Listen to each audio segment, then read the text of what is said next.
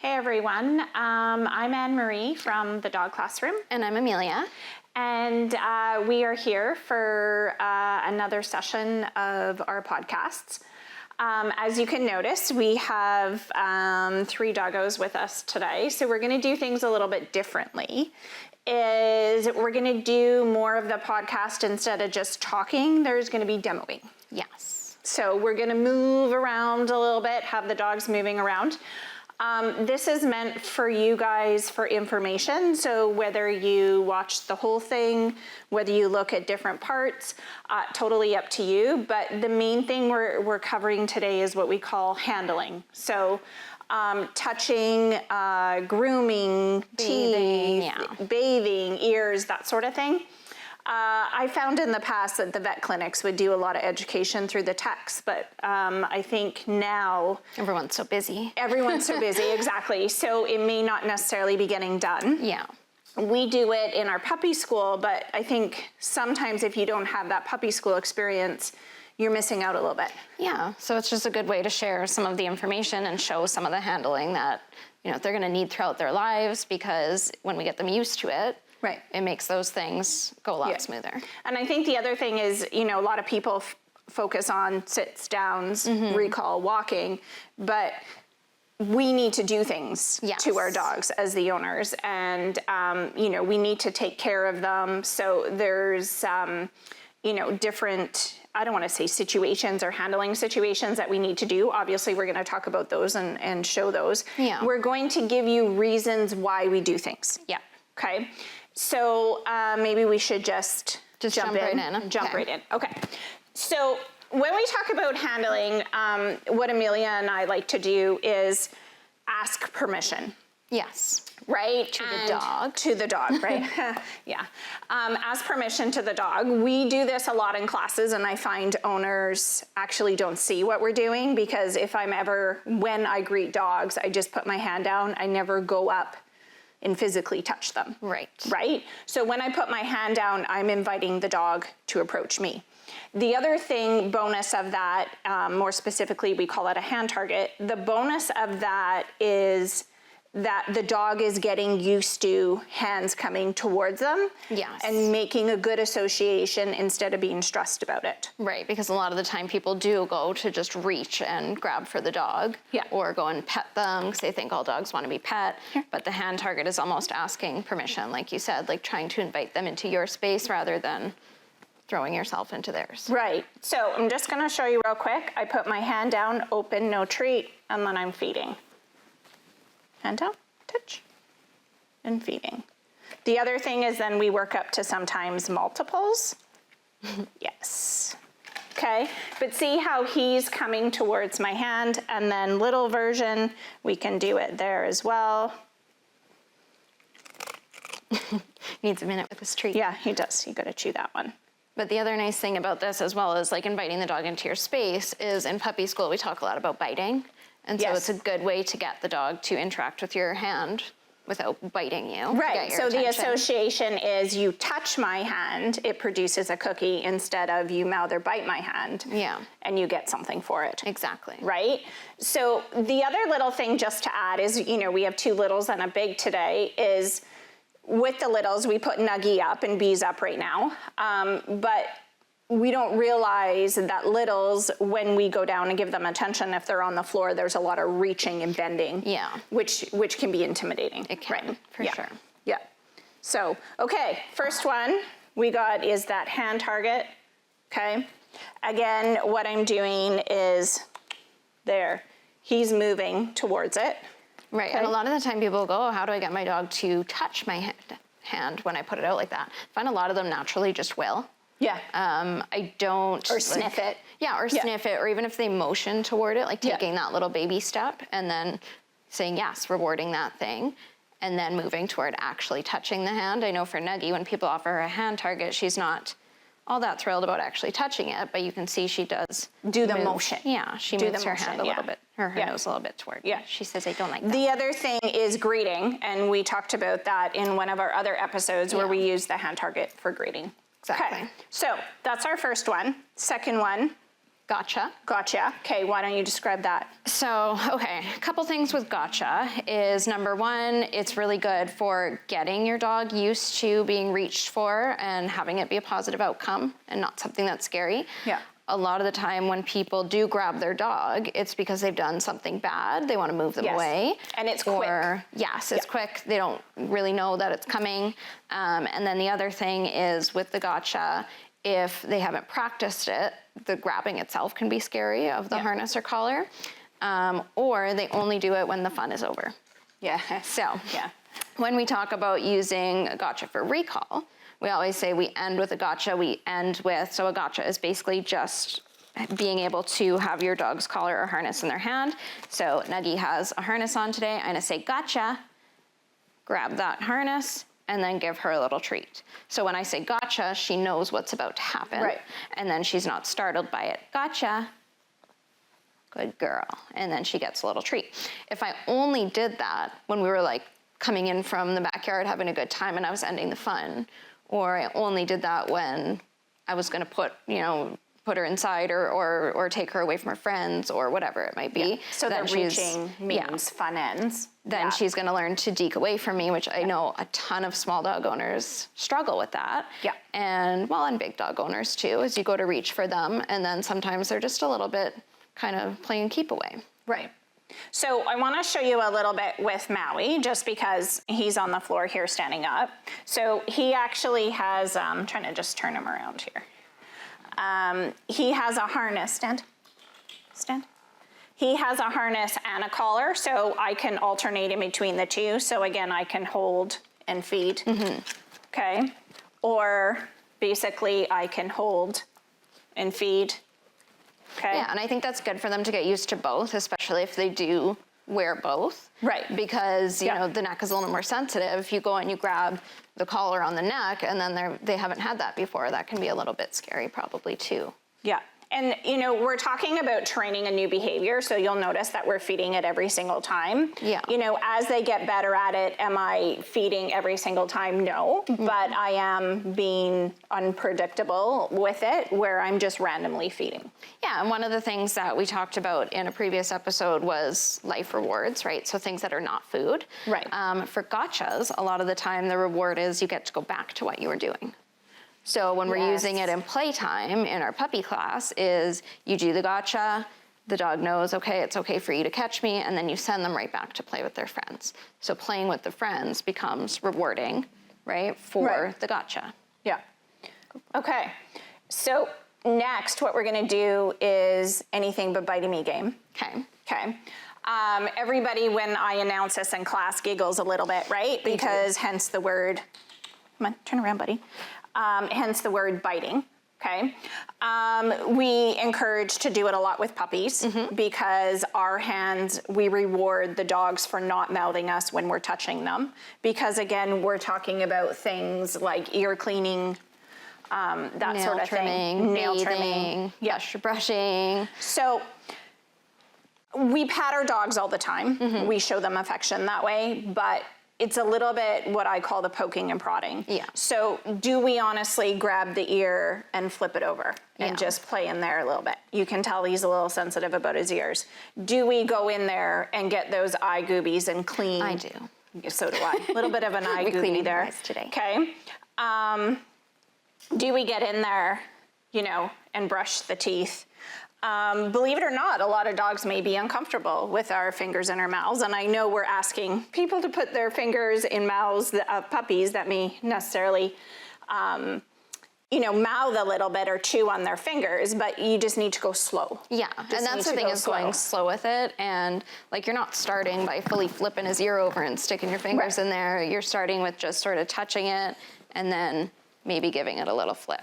Yeah. And then we would end there for that sort of session, and we would give them their treat for it. Right, and the handling sessions we're talking about, you're doing maybe a minute, minute and a half. We're not telling you guys to sit down here and do 20 minutes of this, because then the dog will be like, okay, I'm done. When I started in puppy play school, I always say, if you can touch your puppy, touch them all over their body for 10 seconds without biting, reward. Yeah. Because 10 seconds for a baby puppy, these are older dogs, they're not like mouthing and exploring with their mouths, but if you can touch your puppy for 10 seconds all over their body, then they deserve a treat for not biting you, right? If you're doing this game, 10 seconds is a great start, and then you work your way up to being able to do it for a minute.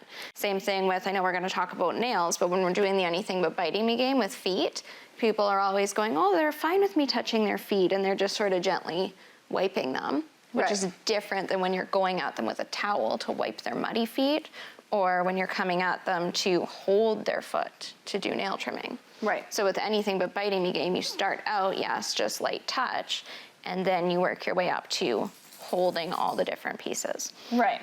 So you notice me here is I'm just going along. Do you notice how I'm just not reaching for the foot? I'm starting on shoulder, going down, and Maui's been taught there. He sort of steps up. I compare this to a horse of any time. Anybody's worked with horses when you groom their feet. So basically you start high. Come on. That's it. Yeah, and then they're not surprised too. You're just throwing them off balance, grabbing a foot. You're working your way down. Right. As far as the anything part of the anything but biting me game, it's also another question that I get is, should the dog be sitting the whole time? Right. No. It's anything that's not biting you, I mean, within reason, right? So they can be sitting, standing, laying down, chewing on a toy, doing whatever, as long as they are not biting you. And you should be practicing it in different environments, because if you're formal about it and cue the dog to sit all the time and touch them, that's the only time they're going to think they get rewards. And then that's when they're going to work with you, where it needs to be random, because there's times where we need to touch them, pull a prickle out, right? Tick season, give them a bath on the front lawn. Give them a bath on the front lawn after being sprayed by a skunk, that sort of stuff. Yeah. And then you'll notice too, I'm gently pulling on the tail. So we're touching everywhere. That's just the point we want to get. Armpits, right? Yeah. As dogs get older, bumps, little bumps. It's important for you guys to find them with your fingers. What about, as far as, like, I'm thinking anything but biting me game, you're doing all this body handling in your vet tech career. Right. When you go to give a dog a vaccine, or, you know, maybe do something that they're not going to potentially love. Right. The hold that you like people to do. Yeah, so it's called, we call it the restraint hold. So basically what it is we're able just to hold the dog still, okay? And definitely holding their head, because, you know, we say that we're holding their head so they can't turn around and possibly mouth us, but the other thing is they fling it around as well. Yeah, even the small dogs, like if you're holding them, I always tell people you need to support the head, because if they whip their head back. Right, or the problem with small dogs is they kick off of you and they launch. Yeah. So I basically say, if children are picking up little dogs, restraint hold. Okay. Yeah. So I'll show you right here, then Emil's gonna do it with Nuggie. So hand over support, and I know I'm sitting down, right? Yeah. But we can do it this way, or just and supporting just sort of as well. Up. Yeah. And then Nuggie says, I'm in my bed, leave me alone. When I'm holding Nuggie, she is one that likes to kick off. So she likes to try to get her feet out there. So if I'm trying to support her and then also support her head, I just put my hand on the back of her head like that while I'm doing it. Perfect. So just to show you, obviously with a bigger dog, so what I'll do, obviously I'm not gonna pick up Maui. I'm just gonna come down on the floor here and just do this, okay? Just gently holding. Like Amelia said at the vet clinic, but I think in general with owners that we encourage restraint hold if you're nail trimming, cleaning ears, brushing teeth. Well, you just know, a little safer because picking at them, it holds them still. Yeah, so I just want to show one more time with Maui. We'll switch directions here. So see how I'm just sort of securing him so he's not going to sort of buck and give him a little cheese. Thank you. And run away. Okay. And if you have a helper at home that can be feeding while you do this, that helps desensitize to the hold. If you just go and you try to grab the dog and hold them there, they're going to fight you about it. Right. And I don't want to get into a fight with my dog, right? If I'm trying to do something with them, I would love it if, you know, I had spent the time teaching them to be comfortable in that hold, especially if you know, every dog is going to need their nails trimmed once a month for their entire life. Yeah. So you can either fight with your dog for 15 years, or you can put in a little bit of time train the hold, train the anything but biting me game, do all of these things. And that's what I say. It's worth putting the effort in because then long term, it definitely pays off long term. Okay, so we did restrain, hold, anything but biting me game. So now let's go a little more specific. Okay. And specific being, we're going to talk about some hygiene stuff because even in regular classes, not only puppy school, we get a lot of questions. Yes. About this stuff. So I think it's important to do a little tutorial on it. The other tricky thing is we know there's other videos and so forth on there, so we just want to make sure everybody's understanding. Obviously, we're just going to touch the basis of some things. So if you need more in depth, then at that point I would say contact us, and especially if the dog's not doing well or already has sort of negative issues with it. Yeah, and there's lots of, people say, oh, I try to, brush my dog's teeth. I know I should brush their teeth, but I don't know how. Or, so it's good to just show a little bit of how we can get them. I mean, even if they can't brush the whole teeth in one go. Right. Just like the anything but biting me game, you break everything down into smaller steps. Right. So. Right. We have a few of our different little things that we brought today. Right. So let's start. Maybe one of them is our little brush. Okay. He says, I'm trying to sneak here. So when we work on brushing, right, we're not just going to go, oh, okay, we're going to sit there and brush for 15 minutes. Yeah. We're going to do a little bit of brushing, and then we're going to go and get our treat. Or I know with Stark, if I'm doing brushing, Stark is my bigger dog, my husky mix, is he would prefer to take a break. So I'll do a little brushing, he'll sort of do a little circle, and then he'll come back. And we'll do it again. So you notice, again, it's not forcing the dog. We're trying to show the dog that, they may not ever love it, but will they tolerate it? Because as you can see, Maui and Bee are poodles, and they need it done. So, some people would say for Nuggie, does she need it done? But even with Tulip now, as she gets older, she's getting those little tufts of hair. And I think it's good for the coat, right, to spread the oils, and also just get them used to that gentle touch and to work at sort of getting that clumped hair out. Yeah, well, if they ever roll in things, such as Nuggie does, it's good to be able to brush all that grass and stuff out of there. The other thing, too, is the doodles are becoming really popular. And if you don't want your doodle to be shaved completely down to the skin, they have to be brushed. Yeah. Right? Well, he's a poodle, so his curls are a little bit tighter. Yeah. But I know there's a lot out there about doodles and their hair, and because it can get matted so quickly, if you're not brushing them, I think daily at least, then there's the potential that they will need to be shaved down because it's uncomfortable for them to be matted. Well, and they can get skin infections. And that's a whole nother podcast. So, but brushing in general, if you just tried to brush an entire poodle, it would take you a long time. They might try to fight with you a little bit. It would be better to just break it down and go, okay, I'm going to brush this leg, and then we're going to have a break, or we're going to give him a treat, or we're going to do something in between. Yeah. So Maui, I'll brush his tail in one session. Same with Bee. Then we say do the ears. Then we do the head and body. I do keep these guys shorter just because of our lifestyle. Yeah. They like to run in the bush, and there's a lot of prickles, and they like to go in the water, that sort of thing. So our suggestion as far as grooming tools, consult your groomer. Yes, that's another thing, is this little type of brush is not going to be right for every dog. So I know there's a couple different ones for shedding and for dematting, and there's all different types of brushes. I would spend time getting them used to that type of brush as well, right? Yeah. Do you want to talk a little bit about the ear cleaning? Because I know that's something these guys need. Yeah. So, ideally getting an ear cleaner you can get from your pet store or the vet clinic. My preference is something that is lower in alcohol, just because if they have a scratch or something, that the alcohol cleaner can sting. Yes. And then they don't like it so much. But what I like to do, instead of taking it and swishing it right in the ear, which is what some people do, I actually like to soak the gauze square or a cotton ball. Okay, and then, I'm going to keep those. And then what I'm going to do is just flip the ear, and I'm just going to ever so gently just shove it in there a little bit. and then I'm gonna massage the base of the ear. The reason why I'm massaging the base of the ear is so that the fluid works down. Because believe it or not, just putting our finger gently in there, the ear canal is so long that we can't get in there. Yeah. We can't get in there. And the bonus of the fluid going down is as it works its way up, it loosens all the wax. Okay. So once I've massaged it there, what I do is take a clean one and I just basically wipe it out. Okay. One thing we're just going to throw out there a little bit, because we're asked again, is poodles do have hair in their ears. Nuggie does not.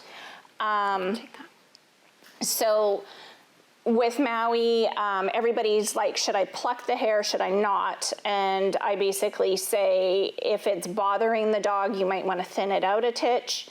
But if it's not bothering the dog, leave it alone. Yeah, well, because plucking itself can irritate It can, the ear, when you just go nuts and pull in there. And again, it's about getting the dog used to it. But the tricky thing sometimes with the hair in the ear is the wax can collect on it. And it can cause an issue. So, but again, basic. And the thing is, I may not use cleanser if, like, if there's not a lot of debris and stuff, I'll just gently wipe it out with a Kleenex. Yeah, just wipe out the stuff. Yeah. So why don't we quickly talk about teeth brushing before we go on to my absolute favorite topic. Okay. Yeah. So toothbrushing, I know we have a few different little things here. The enzymatic toothpaste, which has been chewed on due to puppy school. Okay, I was wondering it looked a bit rough. It does look a bit rough, but you get the idea.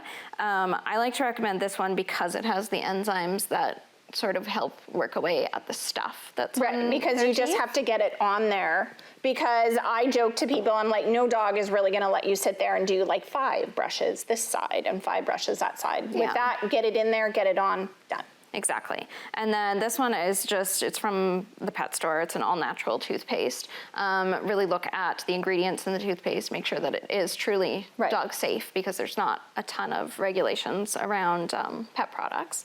But this one, you know, it's similar. It's vanilla flavored, it's whatever. It's supposed to help the dog enjoy it a little bit. You can use a little baby toothbrush like this one. This is a little bit rough again. Or the other thing I'll do is I'll put a little bit on my finger, and then I'm just, I don't know if you guys can see her, but lifting up that little lip, rubbing a little bit on top and bottom. Good girl. Maybe you can show with... Yeah, hand me the toothbrush there and the toothpaste. Other one. The reason I'm saying other one, I know my guys like this flavor, so you got to try to get it out the top and not coming all out the side. There. Okay. We got it. Okay, so just like that, what we're gonna do is normally I'm facing B the other way, and then just getting it on the teeth. Okay? And then what I do for back here is I lift his lip and just get it in there. Okay? Yeah. Just showing you real quick with Maui. You want to give me a little bit more there? We're watching our time because Amelia really wants to get into that nail trimming. I do love nail trimming. Here. Sit. Okay? So again, lifting his lips, just getting it in there, or lifting the further lips and just getting it in there.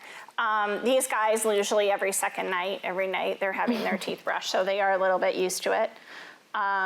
He's licking it. Yeah, and they get excited, so they do like the flavor, so. Okay, so 2 quick minutes on nail trimming, and then we'll wrap it up. But I wanted to talk about, we have the different tools here. So for Nuggie, I actually use cat clippers. So the little scissor style, she knows about them. Usually when these come out, then the peanut butter comes out. So we get excited about these. Then for the bigger dogs, there are the scissor style. Yeah. Right, or the plier style, whatever you want to call them. The reason I like these ones, and I can do a visual here, is because if I'm cutting the nail, if this is my nail, and I'm cutting, I can see, right, where it is coming through the other side. I can see how much I'm cutting off. Right. So if you have clear nails and you can see where the blood supply is, you're not cutting that. The other thing is for black nails, you want to go by looking at the front of the nail instead of the side of the nail, so you can see the quick in the middle, which I believe we did have an article in the paper about that with a nice little picture. And I went into pretty in-depth. And then we do have a hygiene seminar. Yes, where you got some Husbandry. Yeah, Husbandry. You got some really good some pictures. Yeah, so if anyone needs to see a picture of the black toenails, we can show you that. The one thing I will also recommend is the styptic powder. So yours is called Nail Safe, mine is called Quick Stop, whatever. It's called styptic powder. You can get it at any pet store near the grooming supplies. This works 1,000 times better than cornstarch and flour and whatever else I've tried to pack And nails if you're with. trimming nails at home, you need to have it. This, yeah. Other thing we highly recommend is, again, it's a little tricky to, do nail trimming because we'd have to zoom in and stuff here, but learn from somebody that knows what they're doing and is experienced in nail trimming, because the mistake people make is they decide they're just gonna go do it one evening and then the nail's bleeding, dog won't let them touch their foot, and it turns into a bit of a mess. Yeah. So know what you're doing. Yes. Definitely know what you're doing. Vet techs, groomers, trainers, we can all show you how to do it safely, and definitely getting the dog's used to it as well. So Amelia did talk a little bit about the two different nails. So like I said, if you want more in-depth, then just to let us know. Yeah, and so for nail trimming, the other one that people also go to is the nail grinder, which I'll just quickly touch on. I have used this in the past. I use the Dremel just from Canadian Tire or whatever, not a dog-specific one. But basically it just grinds the nail instead of cutting big chunks off, which some people are more comfortable with. Right. The downside of this is it moves, right? It makes a sound, vibrates the nail a little bit. Not all dogs love it. The other thing is for longer haired dogs, it can catch the hair if you're not really careful. So again, even if you're just using a grinder, I would recommend getting somebody to show you how. Perfect. Okay, so do you want to wrap that up for us? Yeah, so we did hand targets, gotchas, anything but biting me game, restrain hold. We talked about ear cleaning, teeth brushing, Nail trimming. nail trimming, and grooming. So like I said, if you have any questions about those, we definitely have other resources. But request something, because if you'd like us to go more into depth, we absolutely will. Thank you. Thank you.